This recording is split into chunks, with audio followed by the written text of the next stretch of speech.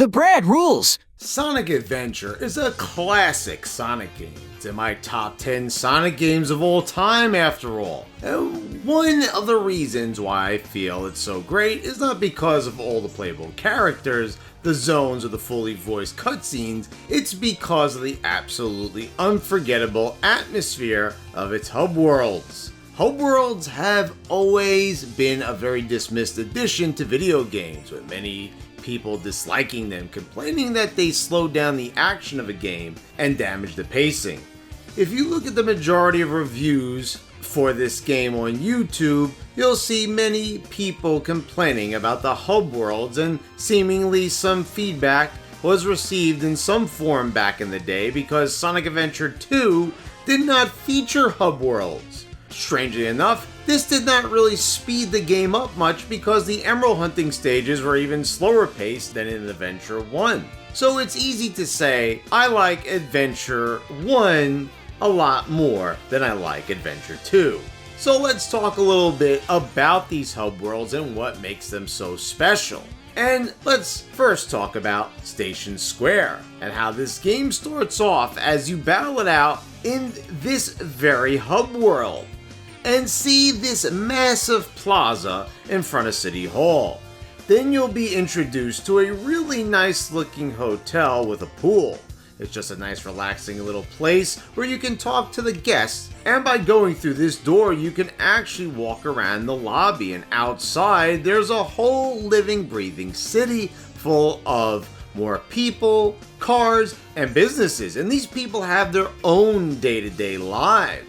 And you can actually talk to them and get to know them, from this lustful woman that is crushing on this unbeknownst burger shop employee to even a cheating boyfriend. It's just a real joy to walk around here and get to know the locals and see how they are doing periodically throughout the game. After every event or zone completed, you'll get new dialogue from these NPCs, giving this world a true sense of growth and progression. Probably the best comparison to all this I can make is to Ocarina of Time's Castle Town. It is a very similar vibe, and I don't get quite the level of feels I do from roaming Castle Town, but it's certainly close.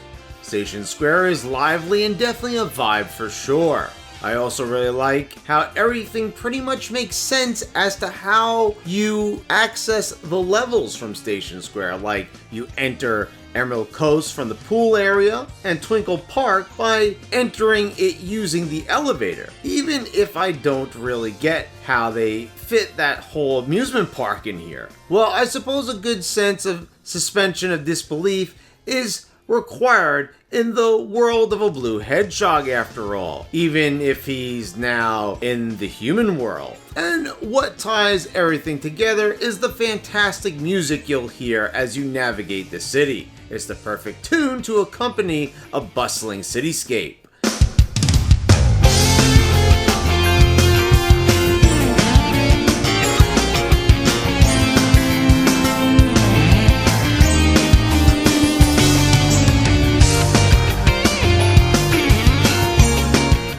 This place at night and when the sun sets is even better than when you have the sunny morning sky. I really like the look of the train station, and you can use it to access my favorite and the biggest hub world out of them all, the Mystic Ruins. Oh my lord, this place still gives me chills to this day. This place is a real place of mystery and wonder. When I step into this place, I am always filled with such a welcoming feeling. The music really aids greatly in conveying this. You look at the cliffs and the sky and the vast ocean and the mountainsides, and it's just awe-inspiring. You can really get an amazing view on the runway at Tails' workshop. It's great to be able to take it all in and appreciate the game's great aesthetics, look, and feel. You really get a sense that Sonic Team really wanted to move you with Sonic Adventure and really put a focus on the title. This is an adventure. And places like the Mystic Ruins definitely invoke a sense of adventure. Plus, we have a bunch of explorers around to share in the journey. who we can talk to. I really like this little pond and the waterfall. This is the spot where we'll do battle with Chaos 3, but other than that, it's a really enchanting, relaxing spot. I was always disappointed that we get such a restricted interior of Tails' workshop.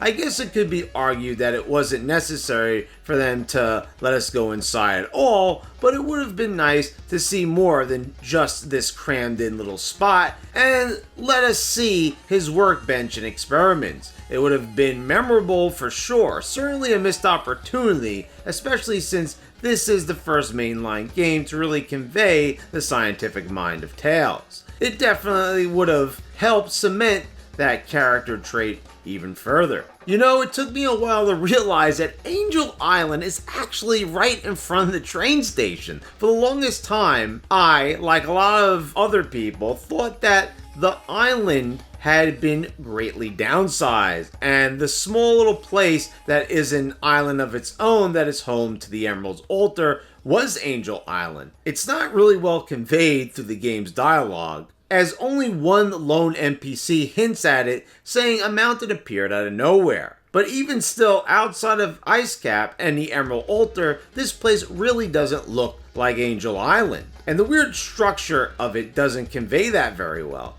I understand that we're only seeing part of it, and it's a matter of perspective, but you'd think the game would do a better job at telling us this, because it's not exactly apparent, to say the very least. If you hop in the minecart, you'll be taken to the jungle portion of the Mystic Ruins, and this is one big maze with secrets to find, and it's an amazing sight to stand atop this cliff before descending the ladder to enter the jungle, as you'll gaze out at the tree line and see the massive temple that houses the Lost World, and Eggman's stronghold off in the distance with neon lights. It's just a joy to roam around in the jungle and enjoy the environment. When you find your way into Eggman's lair, you may find it to be rather tiny and uneventful, and it is, but I love seeing the original Metal Sonic and this mysterious other robot duplicate of Sonic who has never appeared again. It's pretty interesting to see that Sonic Team went through the trouble of crafting a fully polygonal model of a new character that isn't even used anywhere else in the game, but it's a much appreciated decorative addition.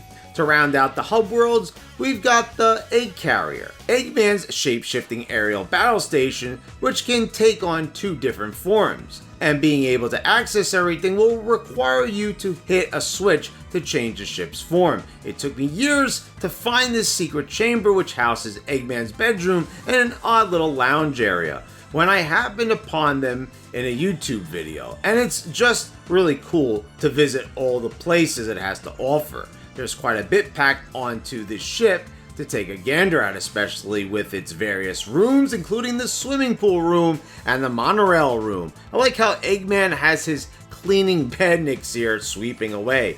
Seeing all the zany interiors really makes me feel like this is Eggman's personal space. And when he's not using the ship's deadly weaponry, he's enjoying the amenities he's provided for himself. This place has a lot of personality, and it truly shines. So Sonic Adventure is certainly a game that gives me what I want out of a game.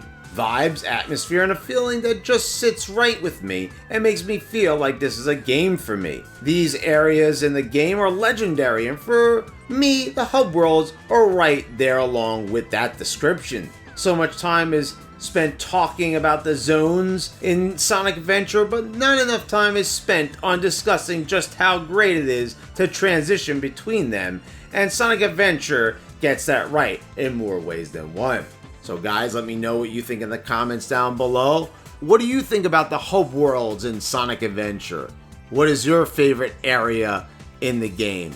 I'd love to know, so let's discuss it down below. Let's create an interesting discussion, and please subscribe if you haven't already. Click the bell to get all notifications when I post all my new videos. I want to thank all my subscribers for your continued support, and thank you all for watching.